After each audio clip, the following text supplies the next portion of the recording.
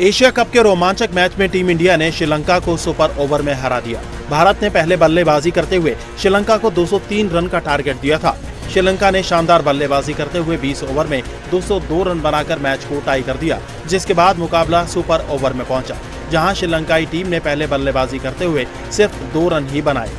जवाब में कप्तान सूर्य कुमार यादव ने पहली ही गेंद पर 3 रन लेकर भारत को रोमांचक जीत दिला दी। भारत की ओर से अर्शदीप सिंह ने सुपर ओवर में शानदार गेंदबाजी की। इससे पहले टीम इंडिया ने अभिषेक की तूफानी पारी के दम पर 20 ओवर में 5 विकेट के नुकसान पर 202 रन बनाए थे।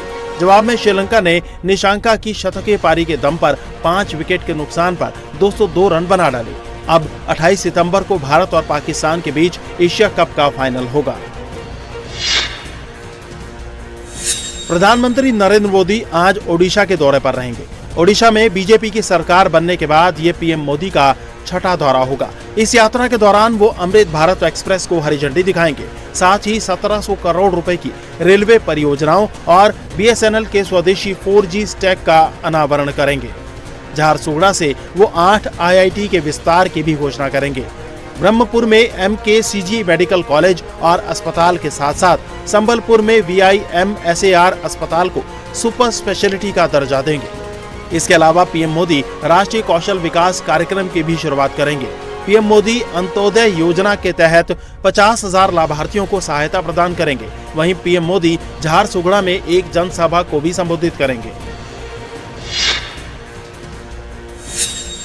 लेह में हिंसा के बाद सोनम वांगचुक पर बड़ा एक्शन हुआ है। शुक्रवार को सरकार ने NSA के तहत वांगचुक को गिरफ्तार कर जोधपुर सेंट्रल जेल शिफ्ट कर दिया है। यहां उन्हें हाई सिक्योरिटी वार्ड में रखा गया है, जहां 24 घंटे CCTV कैमरों से निगरानी की जाएगी।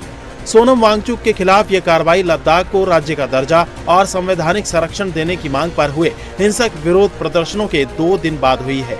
इस हिंसा में 4 लोगों की मौत हो गई थी और 90 लोग घायल हुए थे। लद्दाख प्रशासन ने एहतियात के तौर पर लेह जिले के अधिकतर क्षेत्र में सभी मोबाइल इंटरनेट कनेक्शन काट दिए हैं। वहीं वांगचुक की पत्नी गीतांजलि अंगमो ने आरोप लगाते हुए कहा कि उनके पति को बिना किसी कारण के एक अपराधी की तरह माना गया।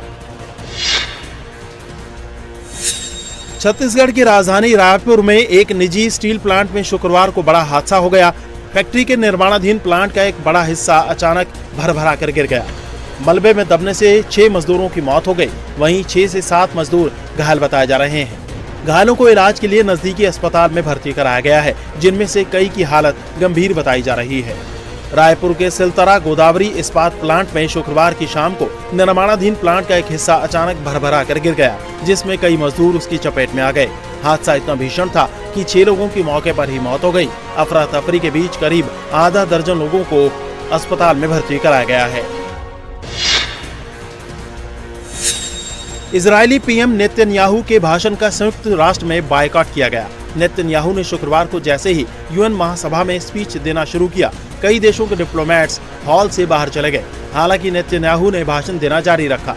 इस दौरान इजरायल के गिने चुने सहयोगियों को छोड़कर UN के ज्यादातर सदस्य नेतन्याहू का भाषण शुरू होते ही वॉकआउट कर गए।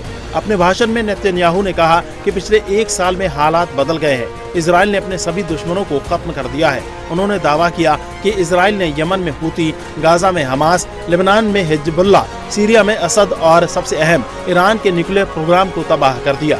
नेतन्याहू ने अपने भाषण में फिलिस्तीन को राष्ट्र का दर्जा देने को पागलपन करार दिया है। उन्होंने कहा कि हाल ही में कई देशों का फिलिस्तीन को देश के तौर पर मान्यता देना शर्मनाक है।